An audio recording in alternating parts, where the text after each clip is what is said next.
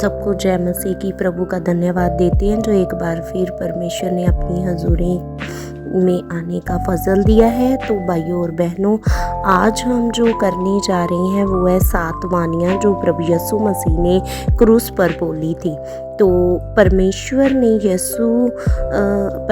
यीशु ने जो 7 वाणियाँ ही क्यों क्रूस पर से बोली थी, इसके बारे में जो अब से हम जो है अध्ययन करने जा रहे हैं कि जब लंबी एक सन्नाटा था, जब प्रभु यीशु मसीह सलीब पर थे, लंबी खामोशी के बाद बहुत पीड़ा में थे प्रभु यीशु मसीह, तो वह प्रभु यीशु मसीह जो पहली वाणी बोली थी, वो परमेश्वर ने बोला था प्रभु यीशु मसीह ने कि हे पिता, इनको क्षमा कर क्योंकि ये नहीं जानते कि ये क्या करते हैं।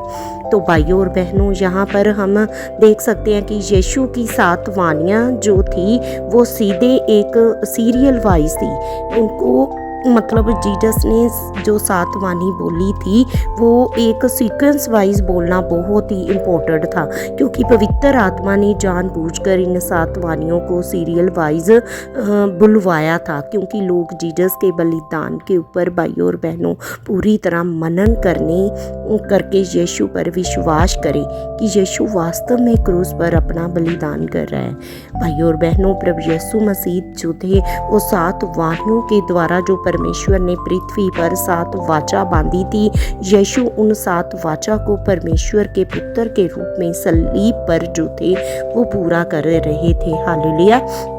इसीलिए यीशु ने जो है वो सीरियल वाइज उन 7 वाणियों को क्रूस पर से बोला था।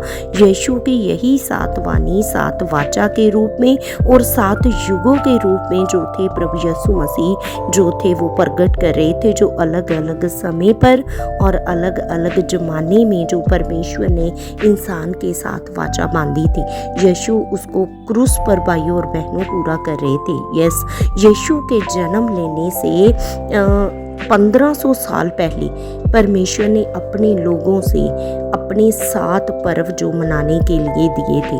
परमेश्वर ने लोगों से कहा कि तुम मेरे पर्वों की रिहर्सल हर साल किया करना। उन पर्वों के अंदर बहुत ही भविष्यवाणियाँ जो थी वो छिपी हुई थी। हालेलुया।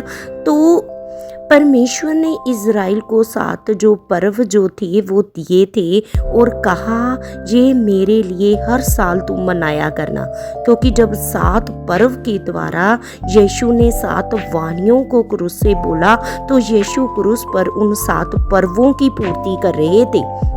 हालेलुया। कि परमेश्वर उन 7 पर्वों के बलिदानों के द्वारा यीशु क्रूस पर पूरा कर रहा था। हालेलुया। इसीलिए इस वाणियों को सीक्वेंस वाइज क्रमवार करना बहुत ही जरूरी था और परमेश्वर यीशु परमेश्वर के 7 वचनों को पूरा कर रहे थे। हालेलुया। यीशु ने अपने चेलों को भी पहले ही बता दिया था। हम देखते हैं मत्ती चैप्टर 5 उसकी 17 और 18 वर्ष में क्या लिखा हुआ है, मैं भविष्यद्वक्ताओं की पुस्तकों को लोप करने नहीं बल्कि उनको पूरा करने आया हूँ। हालेलुया। जो व्यवस्थाएं प्रतिज्ञाएं बाइबल में भाइयों और बहनों दी गई हैं उस भविष्यद्वक्ताओं से बांधी गई हैं परमेश्वर के द्वारा। उन सारी व्यवस्थाओं और प्रतिज्ञाओं और वचनों को प्रभु यीशु मसीह जो है क्रूस पर पूरा करने के लिए आया था। हालेलुया।